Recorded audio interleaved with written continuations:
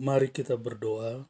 Damai sejahtera Allah yang melampaui segala akal akan memelihara hati dan pikiranmu dalam Kristus Yesus.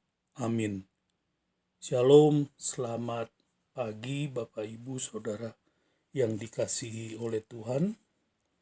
Renungan firman Tuhan di pagi hari ini terambil di dalam Injil Markus pasalnya yang ke-9, ayatnya yang ke-42 sampai dengan yang ke-50. Injil Markus pasalnya yang ke-9, ayatnya yang ke-42 sampai dengan yang ke-50. Tetapi saya akan membacakannya di ayatnya yang ke-43.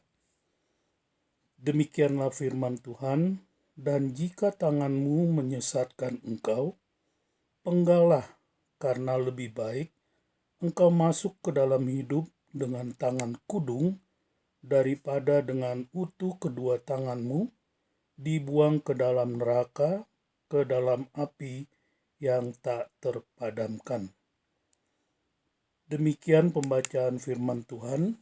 Bapak Ibu Saudara yang dikasihi oleh Tuhan, di Afrika pernah ada satu negara yang menerapkan hukuman potong terhadap anggota tubuh setiap warganya yang melakukan pelanggaran. Misalnya, jika seseorang melakukan pencurian dengan menggunakan tangan kanannya, maka tangan tersebut harus dipotong.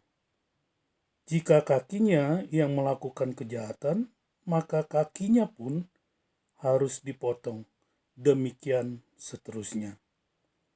Namun setelah hukuman itu diterapkan selama 5 tahun, pemerintah negara tersebut terkejut karena didapati banyak warga negaranya yang mengalami cacat tubuh akibat penerapan hukuman tersebut.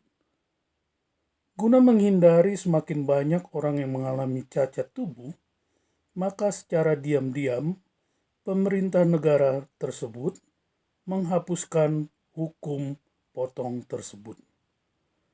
Nah, Bapak Ibu Saudara yang dikasihi oleh Tuhan, demikian juga dengan apa yang Tuhan Yesus ajarkan di dalam pasalnya yang ke-9, mulai ayatnya yang ke-42 dan seterusnya.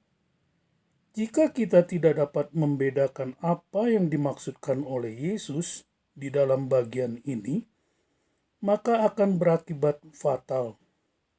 Oleh sebab itu, kita harus dapat membedakan antara istilah harafiah dengan istilah kiasan di dalam bagian firman Tuhan ini. Tuhan Yesus mengatakan, dan jika tanganmu menyesatkan engkau, penggallah, karena lebih baik engkau masuk ke dalam hidup dengan tangan kudung daripada dengan utuh kedua tanganmu dibuang ke dalam neraka, ke dalam api yang tak terpadamkan. Kata tangan atau kaki di dalam ayat 45 dan mata di ayat yang ke-47 adalah merupakan suatu analogi untuk cara mengungkapkan di mana hati dapat menuntun orang tersebut untuk melakukan sesuatu yang berdosa. Hati merupakan pusat dari kehidupan seseorang, maka hatilah yang menggerakkan seseorang untuk melakukan perbuatan dosa. Nah, Bapak Ibu Saudara yang dikasihi oleh Tuhan, sama seperti hati kita dapat menyebabkan tangan kita melakukan perbuatan dosa, demikian pula hati kita dapat menyebabkan seorang anak atau orang Kristen muda yang di ayat ke-42 melakukan perbuatan dosa. Oleh sebab itu, kita harus mengambil langkah serius untuk mencegah hati kita berbuat dosa. Karena pusat dari keinginan untuk berbuat dosa adalah hati dan pikiran, bukan di tangan, kaki, atau anggota tubuh yang melakukan perbuatan dosa.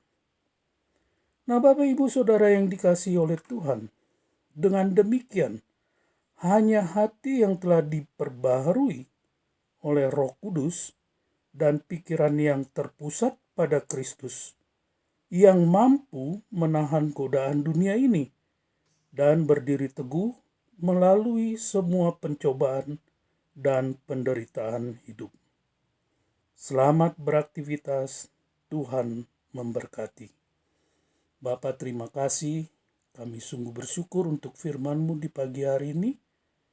Kiranya Tuhan pun menolong kami agar hati kami selalu terpusat hanya kepada Tuhan. Terima kasih ya Tuhan, berkatilah Bapak Ibu Saudara yang mendengarkan firman Tuhan di pagi hari ini. Di dalam aktivitas mereka di hari ini, Tuhan memberkati mereka. Terpujilah nama Tuhan, di dalam nama Tuhan Yesus kami berdoa. Saudara-saudara, arahkanlah hatimu dan terimalah berkat Tuhan. Tuhan memberkati engkau dan melindungi engkau.